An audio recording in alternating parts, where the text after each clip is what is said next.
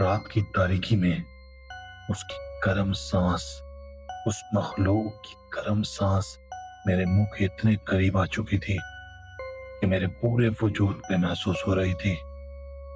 میرے پورے جسم میں اتنا پسینہ آ گیا تھا کہ جیسے موت کو میں آنکھوں میں آنکھیں ڈال کے دیکھ رہی ہوں۔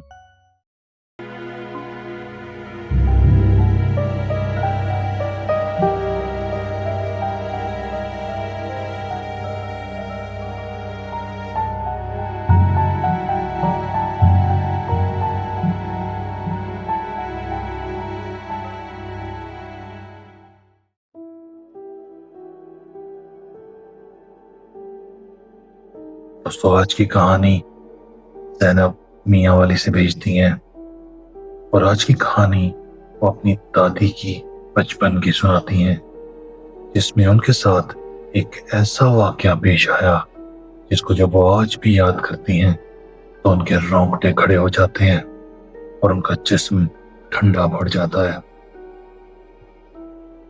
دوستو، یہ بات 1930 یعنی 1930s کی ہے۔ یہ وہ دور تھا جہاں پہ دور دور تک کوئی پکا مکان نظر نہ آیا کرتا تھا۔ لوگوں کے مٹی کے کچے مکان ہوا کرتے تھے، چار دیواری 2 سے 3 فٹ کی ہوا کرتی تھی۔ آنگن میں 2-3 جانور اور ان کے ساتھ رکھا ان کے لیے چارہ موجود ہوا کرتا تھا۔ ایک کونے میں جانوروں کے لیے پانی پینے کی جگہ تھی اور اسی کے ساتھ ان کے چارہ کاٹنے کی مشین۔ زندگی بہت سادی تھی۔ یہ صحرا تھا، دور دور تک جہاں تک نظر دوڑتی تھی سنہری صحرا آپ کی آنکھوں کو استقبال کرتا تھا۔ یہ صحرا دن میں بہت گرم ہوتا تھا اور رات کو اتنا ہی ٹھنڈا۔ زینب کی دادی بتاتی ہیں کہ سورج نکلنے سے پہلے وہ اپنی والدہ کے ساتھ اٹھ جایا کرتی تھی اور ان کے ساتھ دور چشمے سے جا کر مٹی کے گھڑوں میں ٹھنڈا ٹھنڈا پانی بھر کے لایا کرتی تھی۔ وہ سارا دن والدہ کے ساتھ کر کے کام کاج کرواتی، جھاڑو دیتی، جانوروں کو چارہ ڈالتی اور برتن دھلواتی۔ کھانا پکانے میں اتنی مدد تو نہ کر سکتی تھی، مگر وہ بتاتی ہیں کہ ان بچپنے میں جہاں تک ان سے ہو سکتا وہ اپنی والدہ کا ہاتھ بٹاتی۔ شام کو جب ان کے بڑے بھائی اور ان کے والد صاحب گھر کو لوٹتے تو وہ دوڑ کر جا کے ان کے گلے لگتی، اپنے چھوٹے چھوٹے ہاتھوں سے اپنے والد صاحب کی ٹانگیں دباتی اور پھر ان کے ایک حکم پر وہ دوڑ کر جاتی اور والدہ کے ہاتھ سے کھانے کی پلیٹ چھین کر اپنے والد کے سامنے رکھتی۔ گرم گرم تندور کی روٹیاں اور ساگ اپنے چھوٹے چھوٹے ہاتھوں سے اپنے بھائی اور اپنے والد کو کھلایا کرتی۔ زندگی بہت حسین تھی، کوئی مشکل نہ تھی۔ ان کی زندگی کی یہ روٹین ان کے 10 سال تک چلی۔ ان کے والدین نے کبھی کسی چیز سے ان کو نہ روکا تھا۔ دن بھر کی محنت کے بعد سب گھر والے کھلے آسمان تلے چارپائیاں لگاتے اور ٹھنڈی ٹھنڈی ہوا کے سنگ دن بھر کی باتیں کیے نیند کی آغوش میں چلے جایا کرتے تھے۔ زینب کی دادی بتاتی ہیں کہ کسی چیز کی روک ٹوک نہ تھی، زندگی بہت خوبصورت تھی۔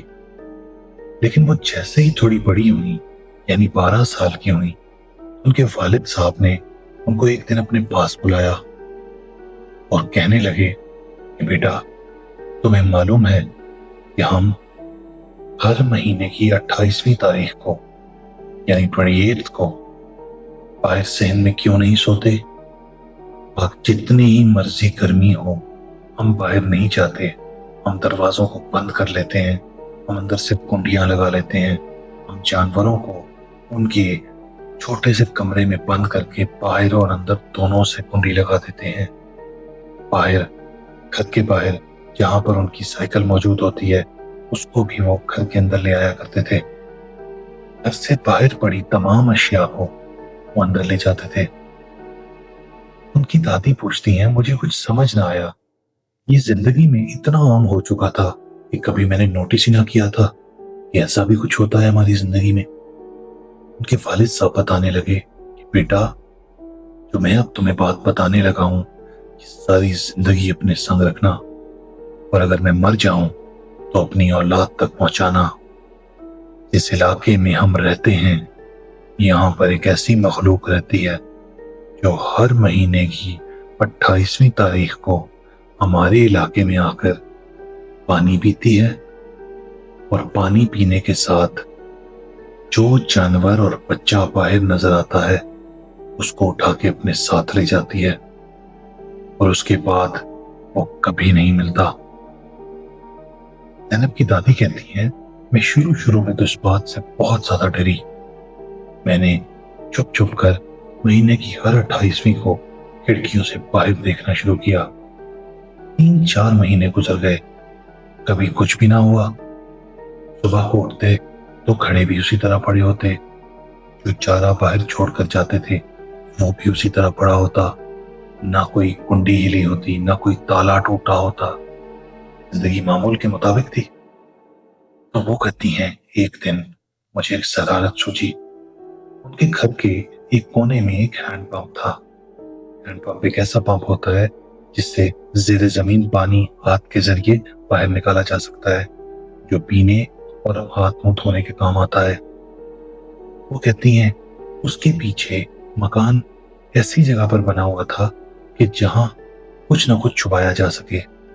تو دن بھر جب ان کی والدہ دن کے کام کاج کرنے میں مصروف تھیں تو وہ بتاتی ہیں کہ میں ایک چھوٹی سی چارپائی لے جا کر کے اس کے پیچھے رکھ دی، اور منصوبہ یہ بنایا کہ رات کو میں آج باہر سوؤں گی۔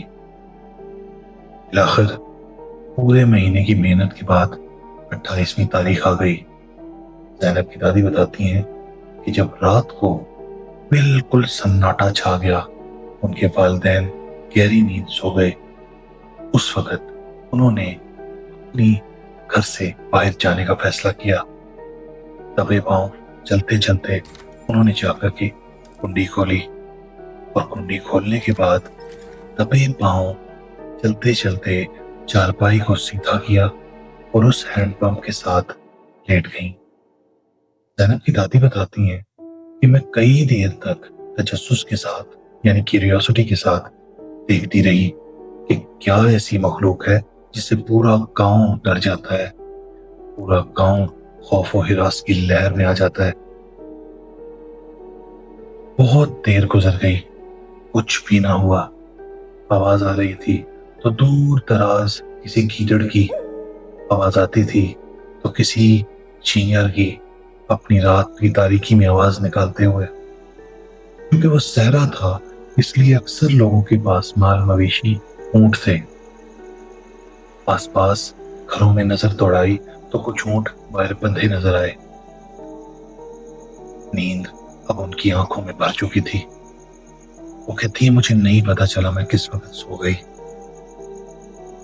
کافی دیر کے بعد ان کو ایسے لگا جیسے کسی نے ان کی چارپائی کے پیروں والے حصے میں اپنا پیر رکھا ہوا ہے اور ہینڈ پمپ چلا رہا ہے۔ ہینڈ پمپ چلانے کی ایک مخصوص آواز ہوتی ہے۔ زینب کی دادی بتاتی ہیں کہ میں اپنی آنکھیں کھولتی ہوں تو جو منظر میں نے اپنی آنکھوں کے سامنے دیکھا وہ پہلے تو میرے ذہن نے ماننے سے ہی انکار کر دیا۔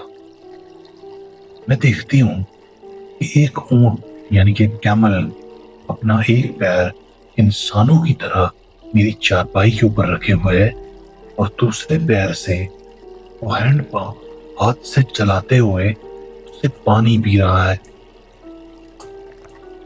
جب میں اس کو دیکھتی آئی کچھ دیر تک تو وہ ایسے محسوس کر رہی تھی کہ جیسے یہ عام جانور ہے، لیکن جب میں نے اس کے پیروں کی جانب دیکھا اس کی پیروں کی جانب کوئی کھر یا ہوس نہیں تھے، اس کی پیروں کی جانب انسانی ہاتھ تھے۔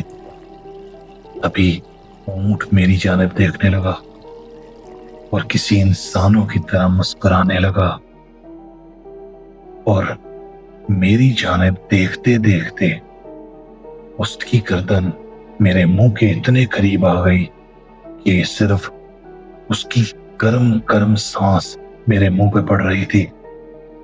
زینب کی دادی بتاتی ہیں کہ میں نے اونچا چیخنا چاہا مگر جیسے اس نے میری آواز تک کھینچ لی ہو۔ اونٹ اتنی خاموشی سے آیا تھا، اتنی خاموشی سے اپنے ان چاروں ہاتھوں پہ چلتا چلتا اس چھوٹی سی دیوار کو عبور کیے صحرا کے بیچوں بیچ دوڑ گیا۔ تبھی وہ بتاتی ہیں کہ انہوں نے اونچی اونچی چیخیں لگانی شروع کی۔ ان کے والدین گھبرائے ہوئے اٹھے اور اپنی بچی کی جانب لپکے، اور جب انہوں نے یہ دیکھا کہ ہینڈ پمپ کے نیچے بڑی بالٹی میں پانی ہے تو ان کے والد بہت غصے میں آ گئے اور ان کو زور سے ڈانٹ کے کہنے لگے کہ اندر چلو۔ پوری رات پریشانی میں گزری۔ صبح ہوتے ہی ڈرتے ڈرتے زینب کی دادی نے اپنے والد صاحب سے پوچھا کہ میں نے جو مخلوق دیکھی وہ کیا تھی؟ ان کے والد صاحب ان کو کہنے لگے کہ آج تک تو کوئی ایسا بچا نہیں ہے بیٹا جو اس مخلوق کو دیکھے اور زندہ کسی کو یہ کہانی سنائے۔ اپنے پاک پروردگار سے دعا کرو کہ تمہیں اسی طرح لمبی زندگی عطا فرمائے اور آئندہ یہ بے وقوفی کبھی نہ کرنا۔ زینب کی دادی بتاتی ہیں کہ بظاہر ایک چھوٹا سا واقعہ ہے، لیکن جب اس کے انسانی ہاتھ میں آج بھی یاد کرتی ہوں اور اس کی وہ عجیب و غریب مسکراہٹ، وہ انسانی مسکراہٹ میں آج بھی یاد کرتی ہوں تو میرے جسم کا ایک ایک رونگٹا کھڑا ہو جاتا ہے۔